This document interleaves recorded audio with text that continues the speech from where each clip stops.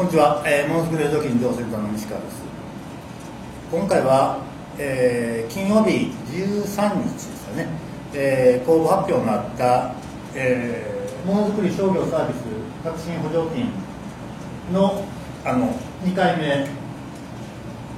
で、ジャンル的にはコース的には革新的サービスに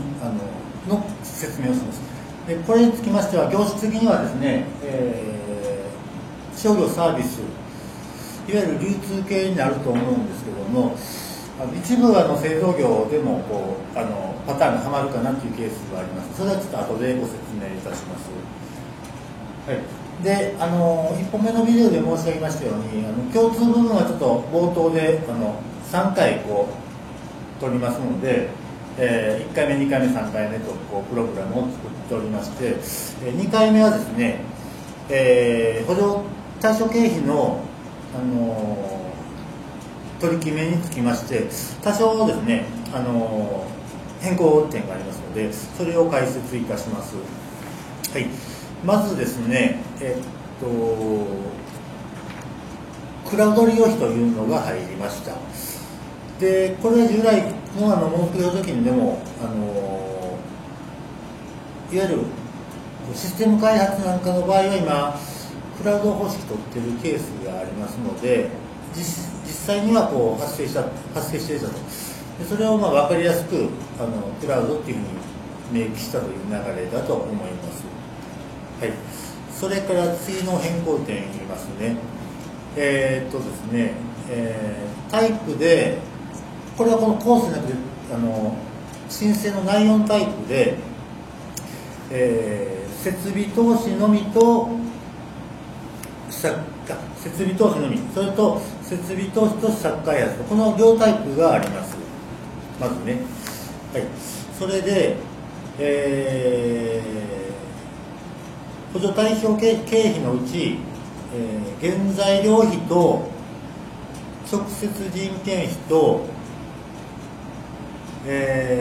外注加工費これにつきましては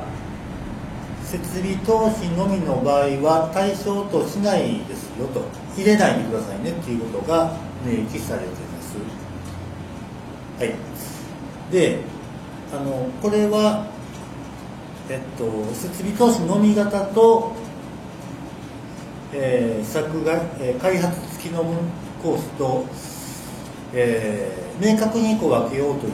流れだと思います。はい、それで今ちょっと話をベースに次のことを聞いていただきたいんですけども、よく当社に来るご質問でですね、これタイプは試作開発と設備投資っていう方が設備投資のみよりも評価的に上がるんでしょうかと。いわゆるいかにも開発イメージを出した方が評価が上がるんでしょうかっていうご質問があるんですけども、それは関係ないと思います。設備投資のみでも1本目のファイルで申し上げたようにその設備投資することによって人の技術が向上していくという高度化していくでそのやり方がモデル事業的になるということなく書けば大丈夫ですっていうか過去当社でアドバイスとかも通ってますしということです。で逆に言うならば今回の経費処理の変更はどっちかはっきりしてくれっていうことですよね。そういうことを考える人が実質は設備投資だけなんですけども、原材料費も入ってなんか中途半端な形になっている申請書が多いのではないでしょうかということです。はい、では今回のですね革新的サービスのコースについての説明をいたします。で今回は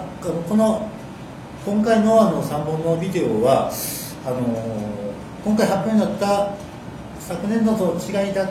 け説明してますけどね、それぞれのコースについてはもう過去から何本もYouTube ファイルそれからコラムがありますのでそちらの方を参考にしてください。はい、でまずですね、ごめんなさい、これパッケージコースと言ってますけどもコンパクトコース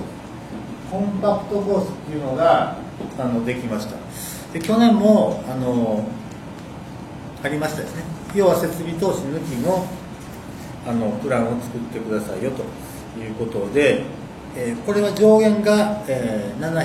す。はい。これは先ほどの流れと同じで設備投資型と開発型と分けようという流れの一つですね。はい。それで先ほど製造業がこれ当てはまるケースがあるって言ったのは、ここで製造業で開発型のところは2つ道があるわけです。ものづくり技術の、設備投資プラス、これは設備投資入れないとダメですけれども、設備投資プラス、試作開発費かの試作開発費だけでこのコースをいくかという2つの考え方があるということになります。はい。それで、これどちらでも競争率を考えてくださいね。いいと思います。でまずは商業サービスで試作開発なかなか絵を描きづらいんです。通常はもう即売るっていうことを前提に商業サービス業を動いてますので、試作開発は作りにくいっていうことから見ると競争率は低いのかもしれませんね。でそこを狙って入るっていう手はありますよって言ったんです。ただし製造業がこのコースで勝負しようと思うと、これ全体のチームが革新的サービスっていうコースになっていますので、その本質を踏まえないとダメだということです。革新的サービスを今回作りますよと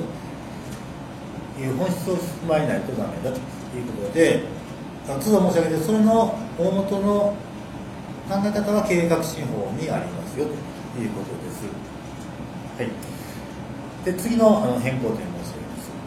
次の変更点といいますか、加わったところですけれども、革新的サービスの類型対象のすぐ下にですね、今回どういうタイプというか、どういう付加価値向上のタイプを目指しますかということで、新規顧客層の展開から証券の拡大からIT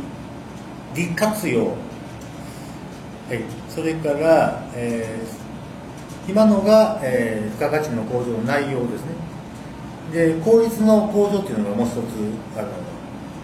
ジャンルがありまして、サービス提供のプロセスの改善と、そちらの